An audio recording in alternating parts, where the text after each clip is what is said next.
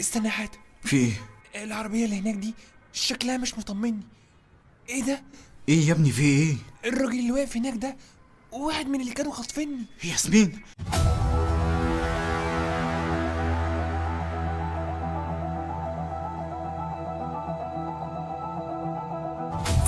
فانين في كتاب مسحور، بتلاقي اسمك عليه محفور، بتنادي عليك أصوات عارفاك، وعيون في الليل بتراقب شايفاك، بتفر تدور عالفصل الأخير، فتلاقي دورك مش باقي في كتير.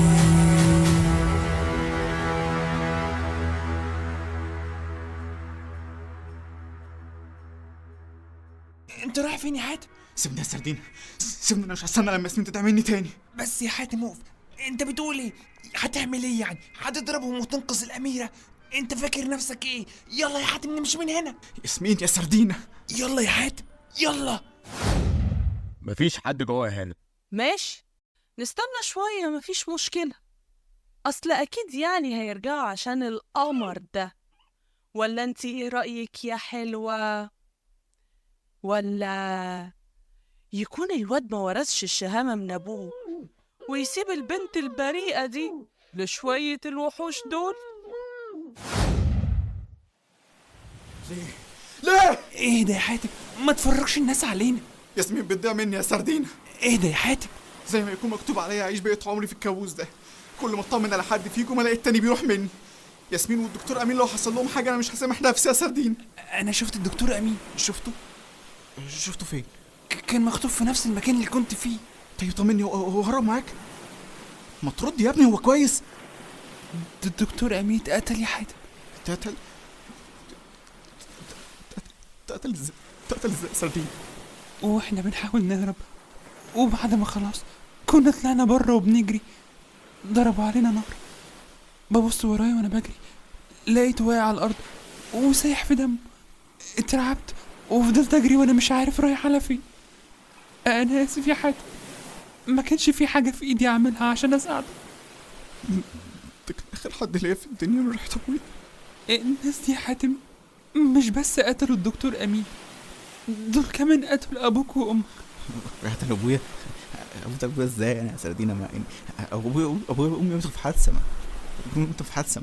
ما انت عارف يا سردينه، ما انا حكيت لك. الدكتور امين الله يرحمه خبى عنك عشان يقلل الصدمه عليك، وكمان عشان هددوه لو فتح بقه هيحصلهم. ما بقتش فاهم حاجه. الناس دي بتعمل فينا كده ليه؟ انا طول عمرنا ماشي جنب الحيط. عشان عايزين الكتاب. الكتاب هم ايه علاقتهم بالكتاب الملعون ده؟ ما اعرفش يا حاتم، كل اللي انا اعرفه ان الناس دي ممكن تعمل اي حاجه عشان تلاقي الكتاب ده. الكتاب شهيام. يبقى ياسمين كان عندها حق لما قالت لنا شهيام هو اللي كان خاطفها. يعني ايه؟ انا مش فاهم حاجه. شهيام يا شهيام، انت فين يا شهيام؟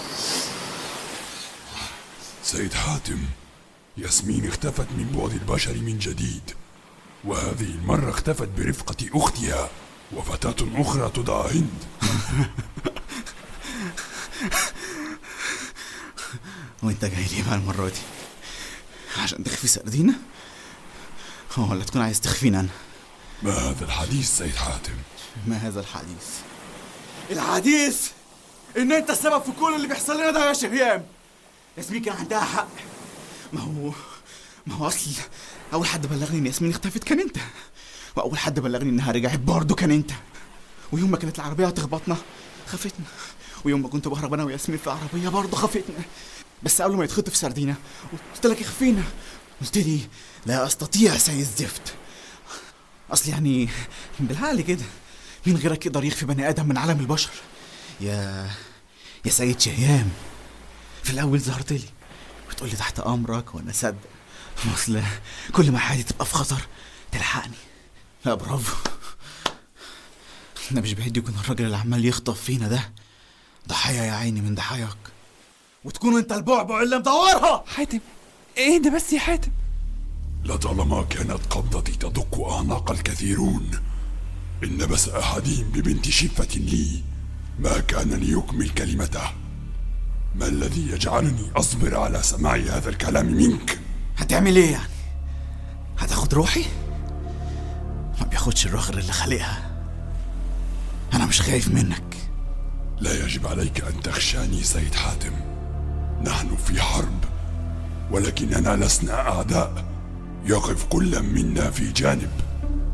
نحن على الجانب نفسه. على الجانب نفسه. لا تسخر مني سيد حاتم. استمع لي حتى النهاية فقط، ثم قل لي ما شئت. أتذكر ذلك السجين في حلمك؟ وكم كان يتألم لرؤية من تسفك دماءهم، وذلك الشخص الذي كان يسفك دماءهم. أتذكر آلام تلك المرأة وكيف كانت تتسابق قطرات الدماء لتملأ وجهها؟ لذلك السجين هو أنا، وعدوي من كان يستلذ بقتل قومي. أما تلك المرأة فكانت زوجتي التي قتلت على يد تلك المرأة التي كانت جالسة أمام هذا الكتاب في أحد أحلامك، وهي ذاتها من قتلت والديك بالاتفاق مع عدوي إكنيم. أما بشأن تلك الحرب فكنت أنا قائد جيوش قبيلة الشمس. أما ذلك المسمى إكنيم كان قائد لقطيع الخائنين الذين أطلقوا على أنفسهم اسم قبيلة السيف. وعندما قمت بحسم أمر هذه الحرب وانتصرت بها، حكمت عليه بالسجن حتى يتعفن في قيوده ثمنا لما فعل. ولكن يبدو أنه وجد من يشبهه في عالمكم، فكانت تلك المرأة سبيله للنجاة، لتقوم حفنة من طلاسم توجهها إلى أبشع الأفعال، ويكون لها إكنيم درعا واقيا لأفعالها الشنعاء. وإذا كنت تتساءل عن سبب قتل تلك المرأة لوالديك، لأن والدك كان على وشك أن ينهي كل شيء. كاد أن يقضي على إكنيم وأن يقدم تلك المرأة للعدالة. أعتقد أن الرؤية أصبحت واضحة الآن، وبت تعرف أني لست وحدي القادر على الإخفاء. أما بشأن تلك المرة التي عجزت فيها عن إخفائكم، فكان السبب في ذلك وجود إكنيم برفقة من كانوا يطاردونكم، فوجوده إلى جانب الكتاب الخاص به يجعل مني هزيلا عن استعمال قوتي. علمت الآن أننا لسنا أعداء؟ بس انت ما جبتليش السيرة بالكلام ده قبل كده. انت قلت لي انك محتاج امر وروح عشان تمشي. الأمر هو أمر منك بالرحيل، لكن ذلك لن يتم إلا بروح، وهذه المقصود بها روح عدوي إكنيم. ازاي وانت اقوى مني 1000 مرة ومش عارف تخلص منه؟ عايزني انا اللي اقدر عليه؟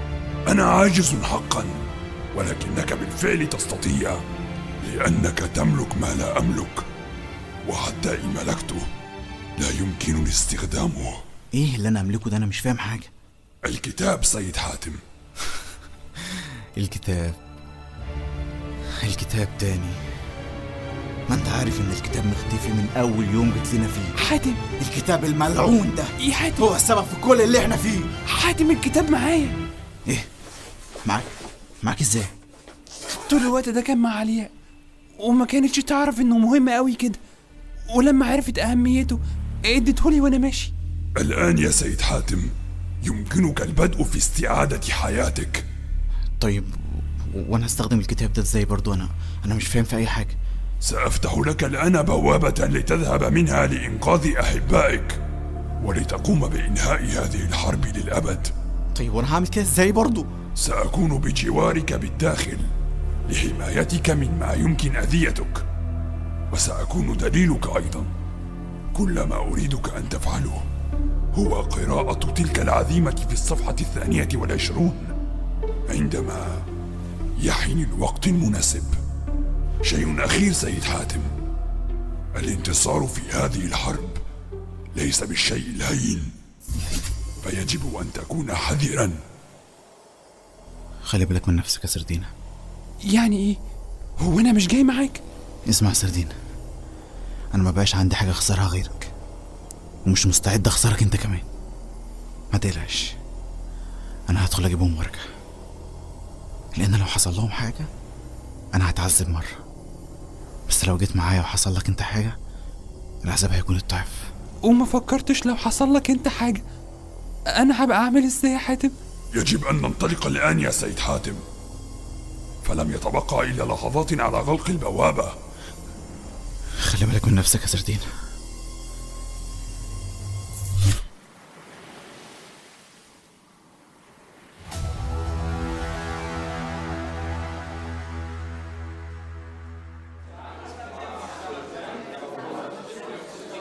ازاي وصلنا للحلقة 16 ومحدش منكم ينده عليا عشان اسجل يا اوباش؟ هو انت مش كنت مخطوف يا جدع انت؟ بس يا ولد اسكت. هو عيب تقول ان انا راجل مخطوف؟ انا المفروض ميت دلوقتي. الممثلين حسب الظهور: محمد أسامة، وعمرو ياسر، أسامة واصل، ورانيا الحوتي. ازاي؟ ايه ده؟ انتوا عاطيني 4 اسماء بس؟ ايه ده؟